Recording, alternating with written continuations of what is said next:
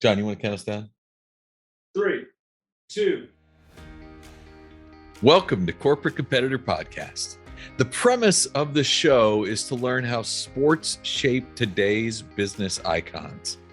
In our first 75 episodes, I've had the chance to sit down with some incredible executives. Disney CEO Bob Chapek. When you know something's important, have a dogged determination to get her done. Delta Airlines CEO Ed Bastian. Money isn't the driver, but what it is the thank you. That sense of purpose, that's the magic that creates a very special environment to work. And Amazon Vice President of Consumables, Carla Vernon. You own the desire to get there.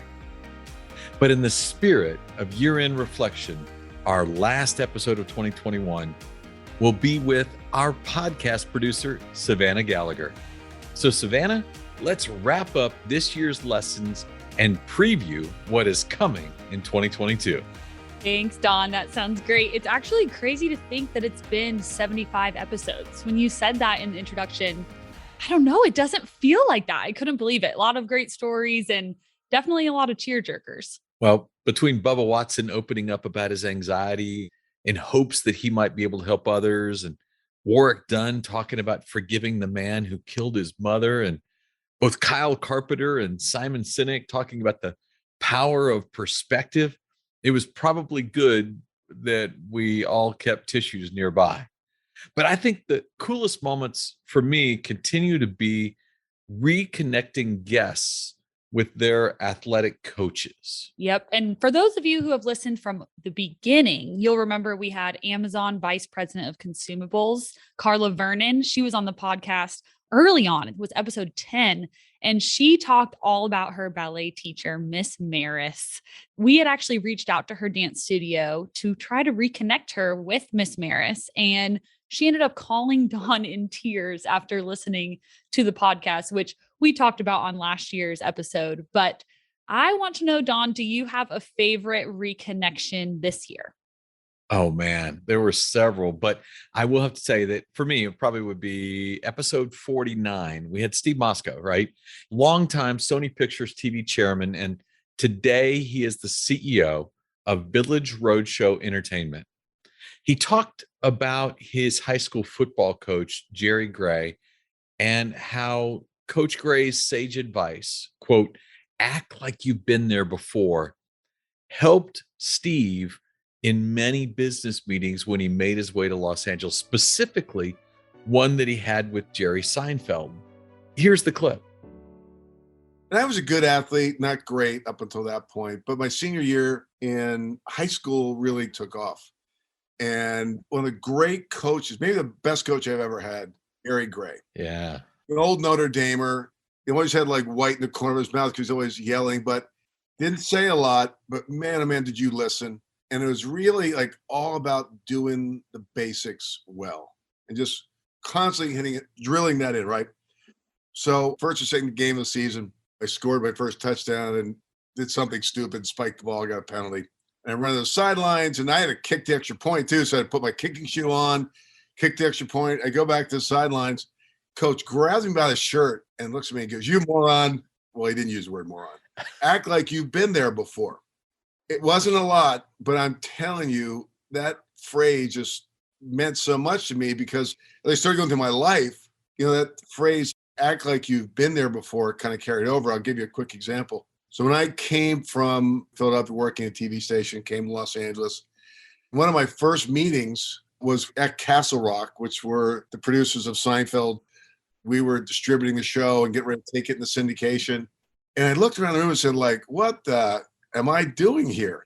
A couple weeks ago, I was in Philadelphia running an independent TV station. Now I'm in Los Angeles in a big time meeting with Jerry Seinfeld's people. And I remembered what my high school coach told me, act like you've been there before. The moment wasn't too big, but in this particular case, it really meant a lot where, it was one of my first meetings and it was just important because they're looking to you for advice. Mm-hmm. And not only did it get me through it, it helped me realize that I did belong in that room. That was part of the act like you've been there before. By the way, a friend of mine told me once, it's hard to take back stupid. So I didn't want to act stupid in that room, so he was great. He was a fantastic coach. I remember when he passed away, it's one of the few times I've ever written like a heartfelt letter to somebody outside my family. And You wrote that letter to his family? yeah, to his family. Yeah. Because a lot of things he did just drilled home the basics and things I do today, like have a schedule every day and be on time and all those things. Like you just follow the rules or else. And it was very matter of fact. There was no drama. There was no discussion. It's like, these are the rules, follow the rules. And if you don't, there's consequences. Yep. Everything that's made me who I am in business came from learning lessons I had in sports. So I hear that and I'm thinking, oh my gosh, we have to find Coach Gray's family. And the coolest thing happened. We got in touch with Coach's son, Dan, and we connected him to Steve. And they go back and forth reminiscing, and I'm included in many of the emails. And Dan talks about how he wishes his children could know their grandpa. Just the emotional nature of the emails was incredible. And at the very end, he says, P.S. I still have your letter. Wow. He kept it after all those years. So powerful. I love it when that kind of connection grows from something as simple as an interview, a podcast opportunity, which was not expected by anybody. But I love it because there's more to come from the relationship with Steve. One of my books, a book that I authored many years ago about Bear Bryant's last all-white football team and the competition they had, a game they played in 1970, played in Alabama. It was this incredible game against the fully integrated University of Southern California team. The book was called Turning of the Tide. And as a result of all of these conversations with Steve, he and his company ended up buying the movie rights to that book, and script writing has already begun.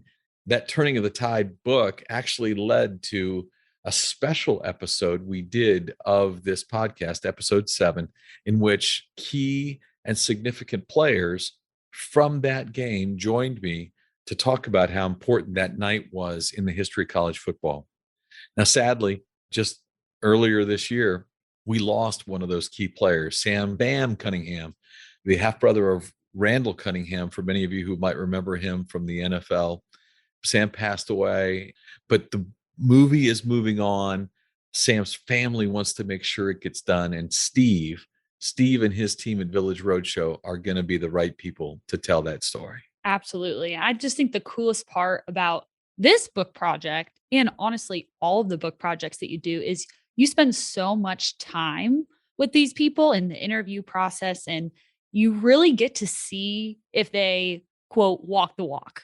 And everyone involved in that project has been an absolute class act. You know, I appreciate that, Savannah. And I would tell you, I think that's one of the neatest things about what we call long form journalism, right? Which are long interviews like we do on podcasts, or even working on a book. You really do. You spend more time with people, you're studying, you're getting a chance to get a strong sense of who they are. And, you know, a really fun one for me came about this year as well.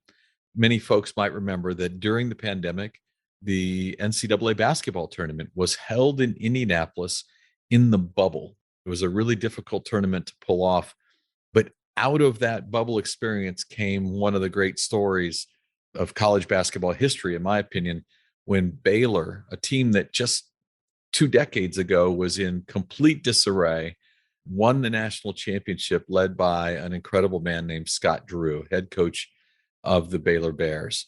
Now, I know today they're defending national champions, but I will tell you, Coach Drew is among the most genuine people I've ever met.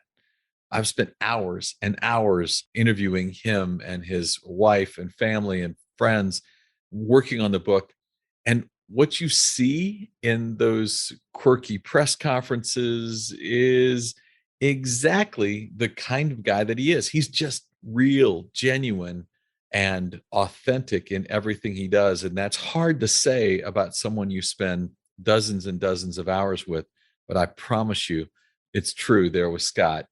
In fact, I'm going to give you a story that will help you appreciate who this guy is. Oh, this one's good.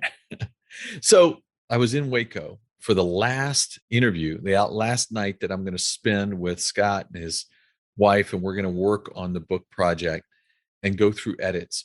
And the deal was I was supposed to land at 6 o'clock. Scott was going to pick me up at the airport and we were going to go out to dinner. When I land, we speak, and he mentions that his daughter actually has a choir recital that evening and he wanted to attend. And I told him that's exactly where he should be. Coach, to his love, said, Don, I had promised you I was going to have dinner with you and for you. You know what? I'm going to bring dinner to you. What would you like? I'm going to go by and get poke, right? He was going to go get a poke bowl and bring it to my hotel. I thought, that's so funny. Head basketball coach just won a national championship, and he's going to bring dinner to my hotel. I get to the hotel. It's a Marriott. I throw that in there because they take good care of me. And at the Marriott, at the front desk, are these two young people, both of them Baylor students, I learn as I'm checking in. And there's an older gentleman standing there asking questions about wanting to order food. And one of the young people at the front desk says, you know what? You should call DoorDash. DoorDash would be a great place to have food delivered here for you. And the guy's asking questions about connecting with DoorDash, logging onto their site. And in that process, suddenly Scott Drew, maybe the most famous guy in Waco, Texas at that moment, if Chip Gaines was out of town, but certainly the most famous guy in that area, walks through the front door with a bag of food from this poke place. And he walks over and he says, Don, here you go. And he hugs me and he gives me this food. And the three of them all had these huge eyes because they're thinking, there's the national champion basketball coach. And he hugs me, turns around and says, hey, by the way, I got the manager to throw in sauces, every kind of sauce they have. So, there's every sauce in the bag there for you, Don. I said, great. Thank you so much. So he turns around, he leaves because it was a quick drop by. And as he's walking out, these three are standing there just looking at me. And I said, yeah, DoorDash. And he says, was that Coach Drew? And I said, well, yeah, it was. Coaching at Baylor doesn't pay what you might think. I turned around, walked away, and these three were completely confused. Like, is Scott Drew really delivering for DoorDash on the side? Right. Everybody needs a side hustle, Oh right? my gosh. Can you imagine? I'm just picturing him in his full warm-ups, just head to toe Baylor gear, calling your name. They're probably like, what in the world is Scott Drew doing here? And who is this Don Yaeger? So much fun. Too good. Well, so I guess, Don, can I tell everyone that we are going to start getting excited now because Scott will be a podcast guest in early next year. So I hope that was okay. Yeah, well, I hope it was too, because you've already done so. But while we're spoiling surprises, another exciting thing coming up in 2022 is that we're going to dedicate January to a major new announcement from our good friend, John Maxwell, one of the greatest leaders in history, one of the great leadership icons of our time. Earlier this year, it had been shared with me that John and his organization were making some shifts within his business, which has largely been built on John's persona. But they wanted to add new voices to his team that are going to be aligned around his philosophy. So to broaden the organization and go more philosophy driven than persona driven. And as it happened, John and his CEO, Mark Cole, flew to Tallahassee earlier this year. And I ended up in conversation with them, and they wanted to talk to me about this go forward strategy. I brought my notebook. I'm diligent about taking notes, as anybody who listens here knows. And they were going along and they were sharing with me that they were going to build this league of extraordinary leaders who will help carry that Maxwell brand forward. And then they said, Don, we want you to be one of these 5 leaders.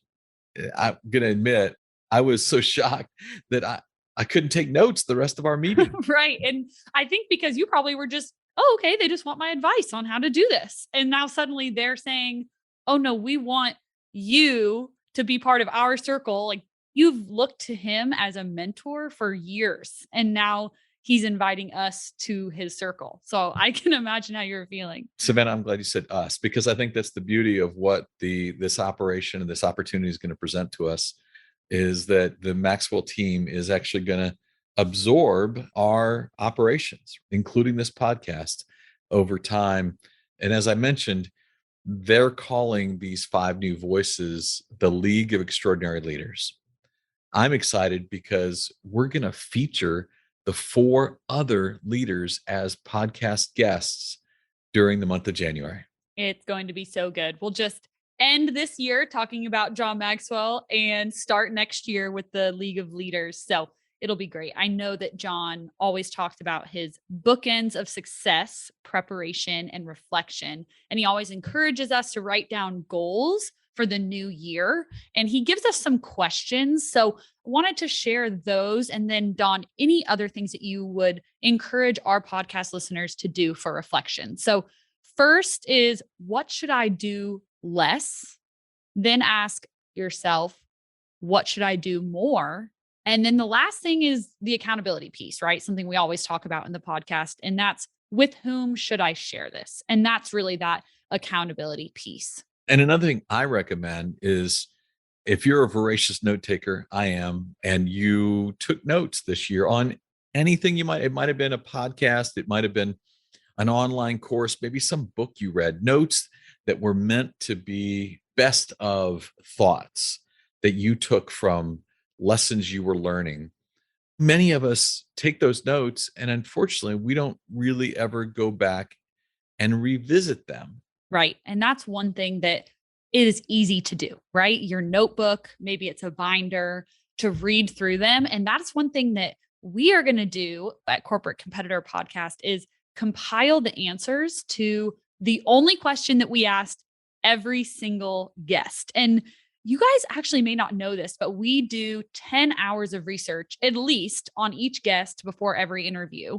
And that's something that our internship program with Dr. Pappas and Mr. Mack at Florida State really help us do. But no matter what that research reveals, we always ask that question. You guys can probably already think of it if you've listened to several episodes, but it's that, how do you take a group of individuals and turn them into a team? That's the question that we ask every single guest. You know, Savannah, as we bring 2021 to a close, I'm so grateful for not just the listeners who have shared so much great time with us and offered really some encouraging notes, but the executives that gave us their time, that allowed us to pick their brains and learn from them. I love developing relationships with a number of those guests.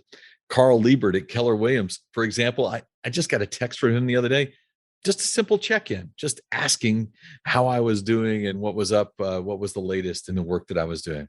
So many of these interviews started professionally and turned into friendships. That was the first 75, and I cannot wait for the next 75. If you could share one habit, one thing you've done consistently that allowed you to separate yourself from your competitors, what would it be? In my 30-year career, 2,500 of the greatest athletes, coaches, and leaders answered that question for me. This is Don Yaeger, who did that that article I was telling you about. Don, Dave Sims with Coach K. How you doing? Hey, Don. How you doing, my man? Great, sir. How What they gave to me is what I'm giving to you in my online course, Journey to Greatness. Through engaging storytelling and on-demand videos, you will learn the 16 habits that will jumpstart your personal growth. I will instruct you on how to apply these winning characteristics to your life through custom workbook exercises. We are slashing the price for our podcast listeners. Lifetime access to Journey to Greatness is normally $399, but for our podcast listeners, it will be $49 with the code podcast at checkout. Click the banner on corporatecompetitorpodcast.com to enroll. Thanks for listening to the show. I would be so grateful if you left us a rating and a review. We will be rolling out a new episode every Wednesday. To be the first to listen, subscribe to the podcast on our website, corporatecompetitorpodcast.com. Plus, as a thank you gift, you will receive a free chapter from one of my best-selling books on the habits of high-performing teams. Stay in touch by connecting with me on social media at Don Yaeger, Yaeger, on Twitter, Facebook, Instagram, and LinkedIn. Until next week, I appreciate you.